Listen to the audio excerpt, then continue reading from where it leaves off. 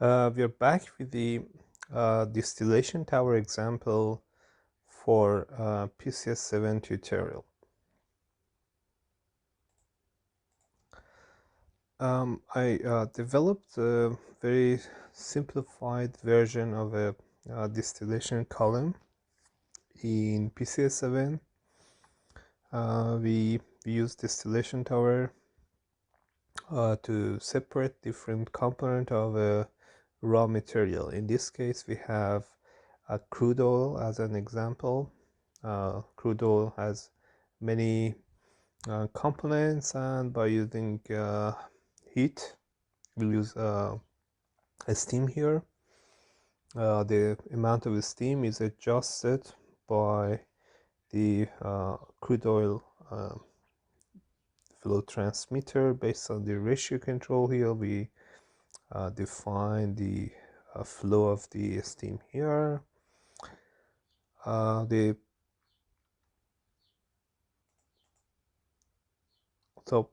crude oil is heated. The lighter material will move to the vaporized, and they will be moved to the top of the column, but the heavier material will remain and accumulate here. We need to regulate the level of the bottoms level by using this cascade control. The output flow is regulating the level, the master controller is level, and the slave controller is the bottoms flow. The vapor here will increase this column pressure, and some parts are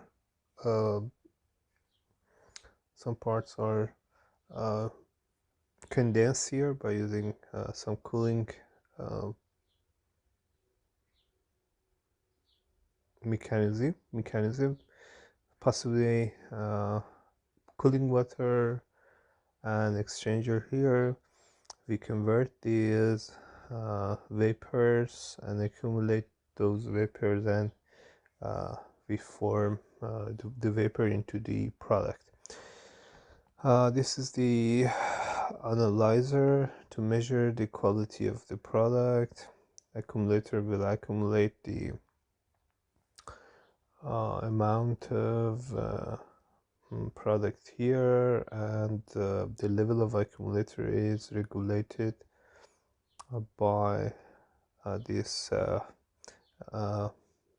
slave loop, flow control loop.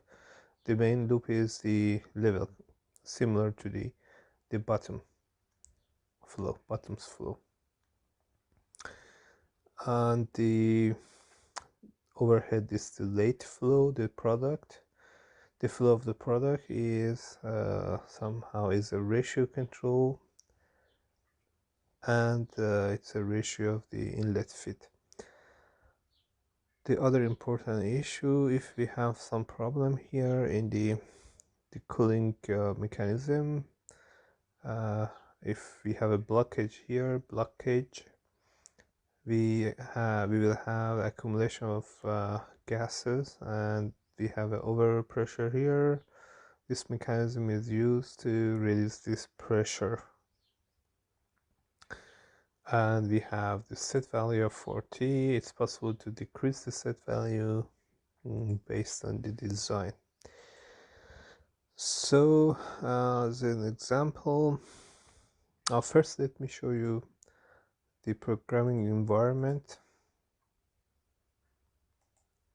This simple example is designed and controlled in PCS 7. The main part of control and simulation is done in CFC. These blocks are used to perform the control and simulation. This is the sequence. SFC is used to perform the sequential initialization and sequential control. We have some SCL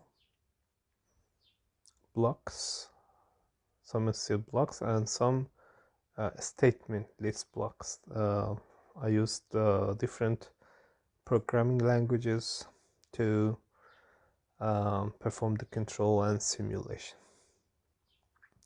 As a starting point, I put the slave controller, this flow slave controller on manual, and I shut, and I want to close the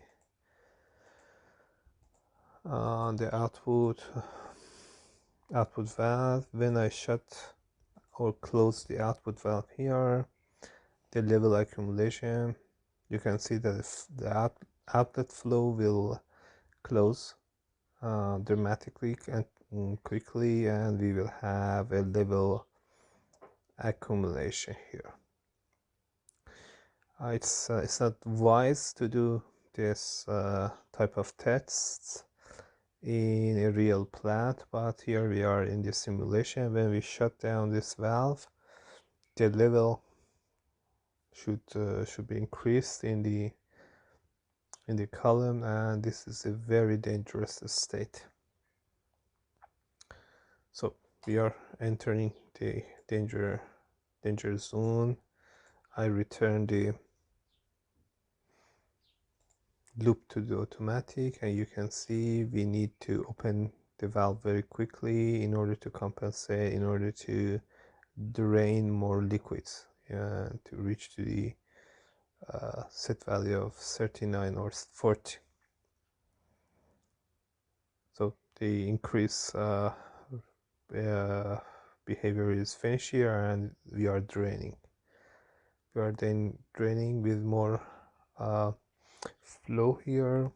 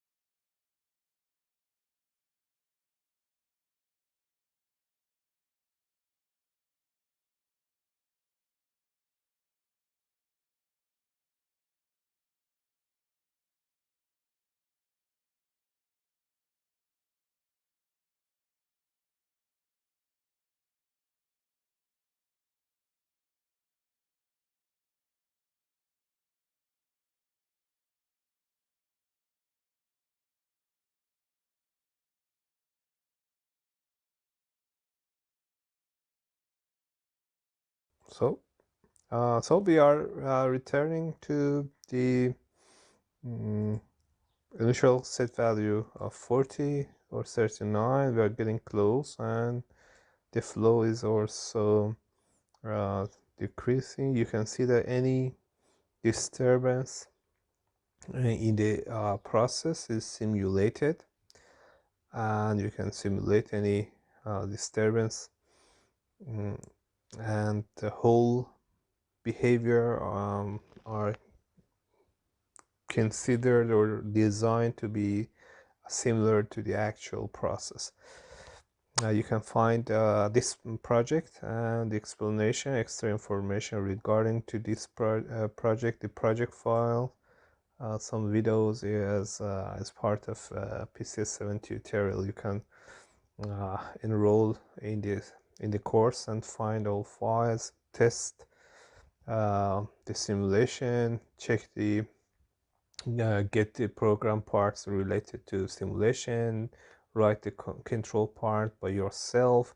It's not very difficult. You can just grab the control structures. This is the ratio control, cascade control. You can use the control structures in the template and just simply develop the program. The next example here, we will close this valve. We will close this valve and we will see how the overpressure, is it possible to experience overpressure.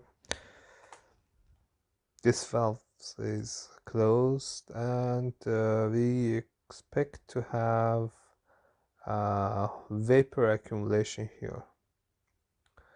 Vapor accumulation is also it's not recommended to do such a test in a real application. It's very dangerous over pressure.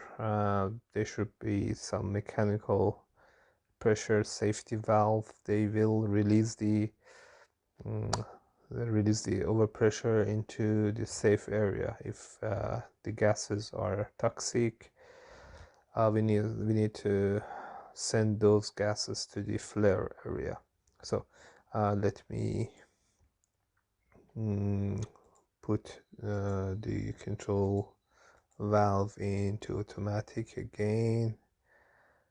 The valve is opening dramatically, 40%, 50, around 60%, in order to reduce the pressure. The pressure is decreasing. The pressure is decreasing, and here you can tune the loop in a manner, but for safety actuators or safety reasons, it's better to design aggressive behaviors. And this is the overpressure. We tested the overpressure and now we reached to the original set value of 40. And the final test in this example, I can change the inlet flow. When we change the inlet flow, the set value for the ratio control will change. The set value for the steam will be increased, and more product and more accumulation here, and a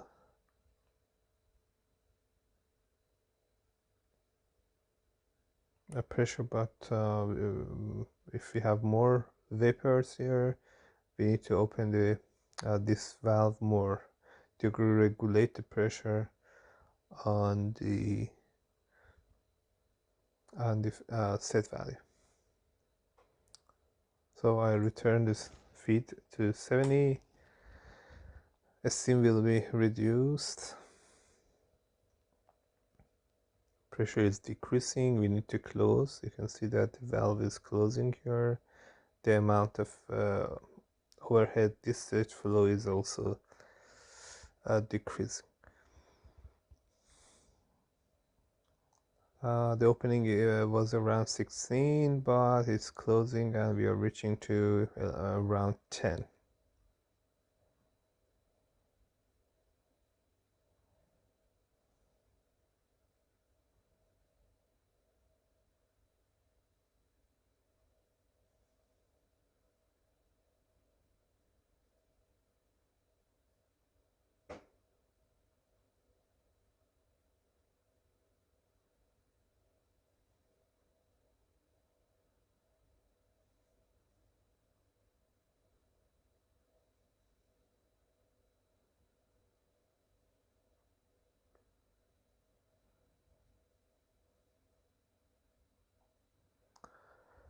So we are reaching somehow to the